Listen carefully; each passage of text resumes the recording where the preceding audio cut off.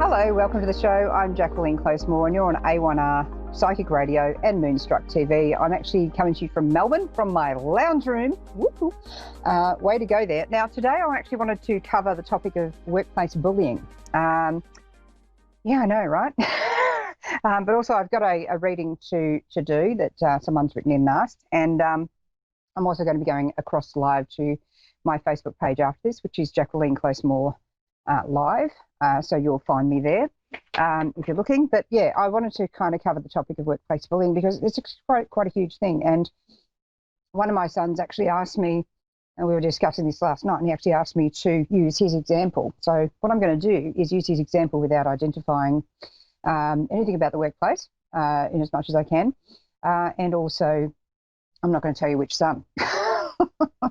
Although I'll tell you what, they're like chalk and cheese. So one of them is, well, they're both very sensitive. They both pick up on stuff. One is like if you can imagine trying to run up and hit a brick wall, that's what you're going to get from one of them if you try doing something like that. But the other one's very sensitive. And what can happen, and to help you with how to deal with workplace bullying, is to understand, first of all, is it you or is it them? Well, it's them, okay?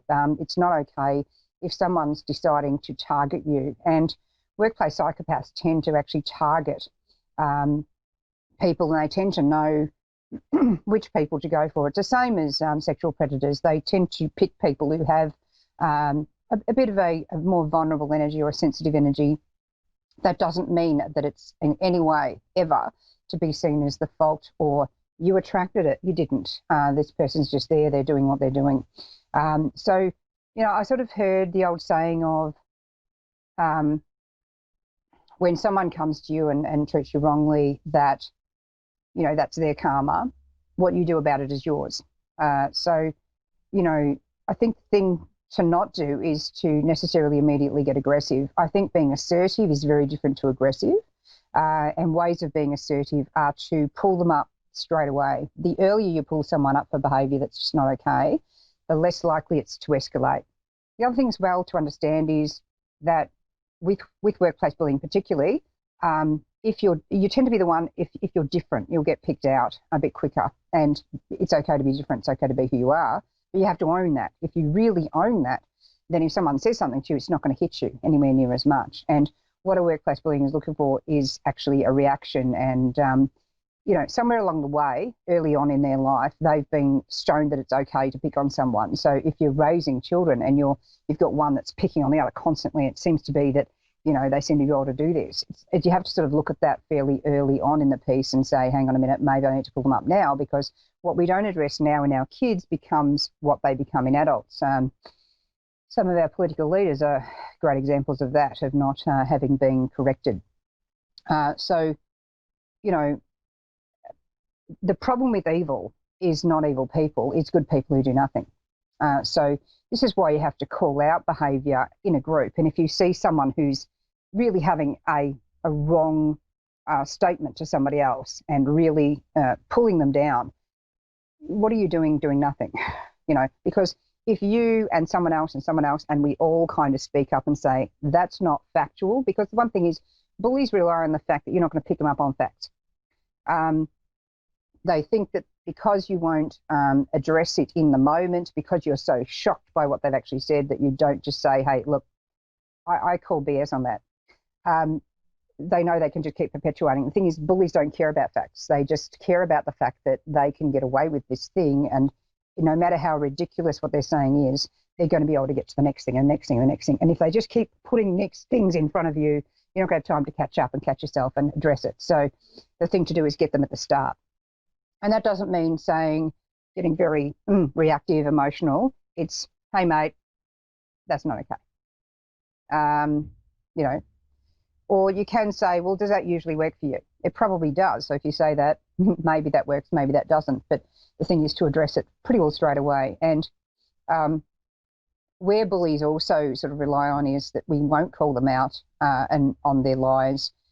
So they'll just keep fabricating. So it's important to sort of stop that. Now, my son actually asked to mention, you know, he sort of said, well, if my example helps just one person, then that, you know, that's what it's worth. So in Australian workplace law, there's actually, you can take time off called stress leave.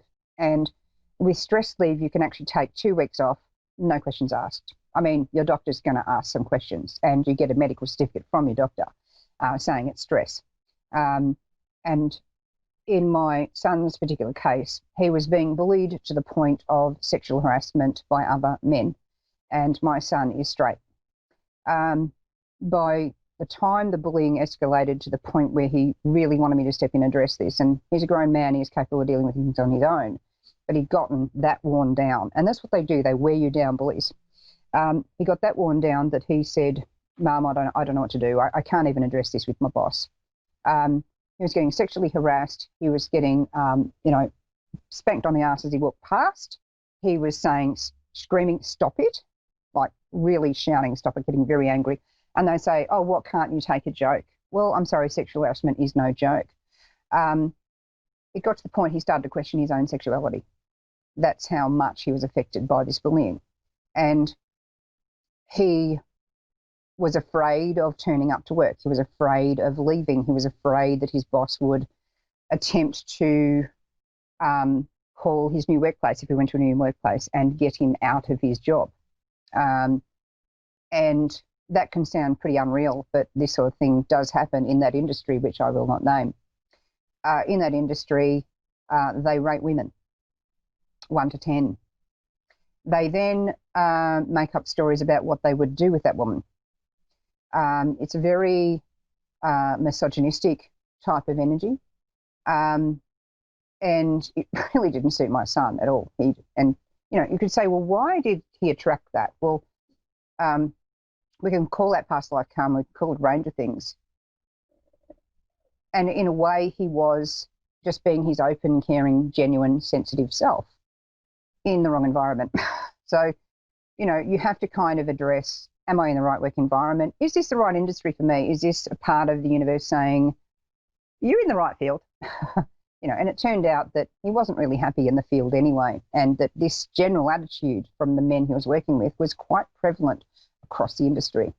So I just said to him, right, you want to leave? Yes, Mum, and I've got another job. I just can't bring myself to tell the employer. I said, okay, here's what we're going to do. How much annual leave you got? He says, I've got 2 weeks annual leave left. I said, great.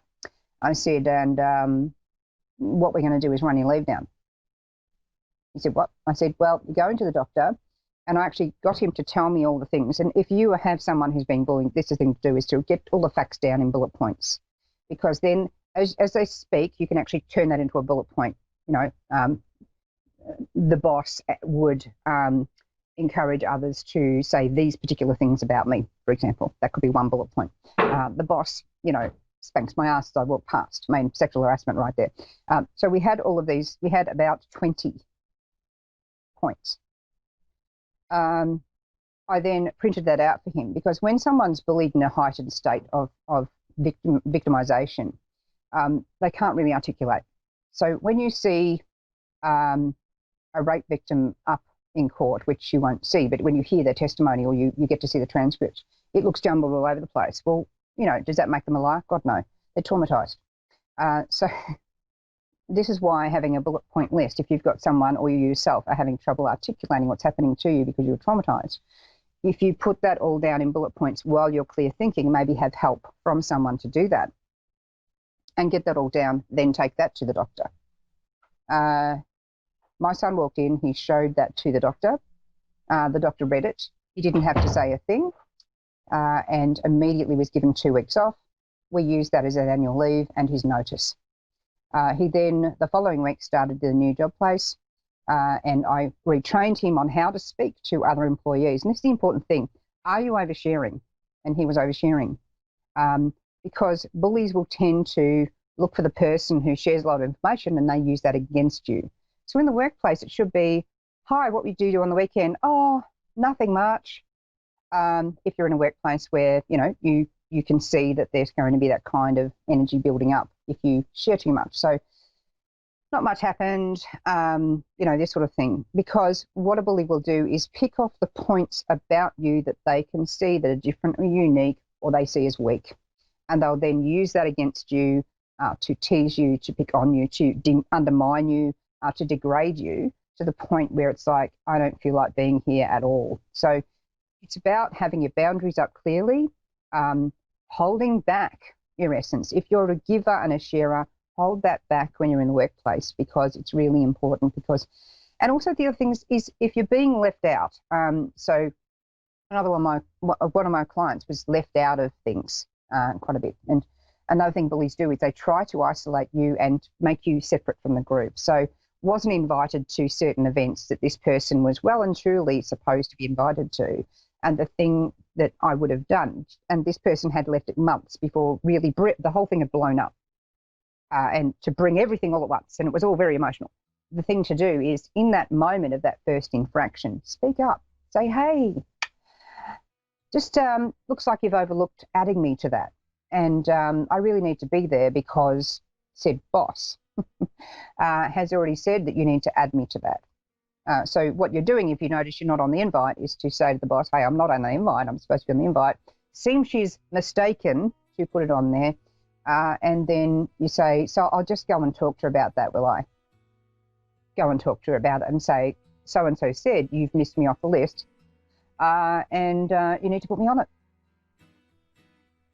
Have a nice day.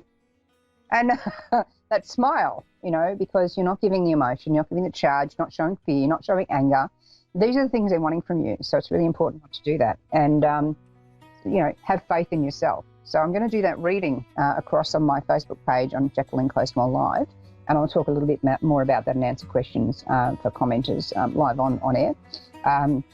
So it's been lovely speaking to you again. I look forward to catching up with you next week. And just remember to have more belief and faith in yourself. Reach out for help if you need it from people that you care about, and speak to people. Yeah. Usually, though, you catch them out in their lies. You'll be able to stop them if enough of you do it, but don't do it on your own. Anyway, I'm going to catch you next week. Lots of love.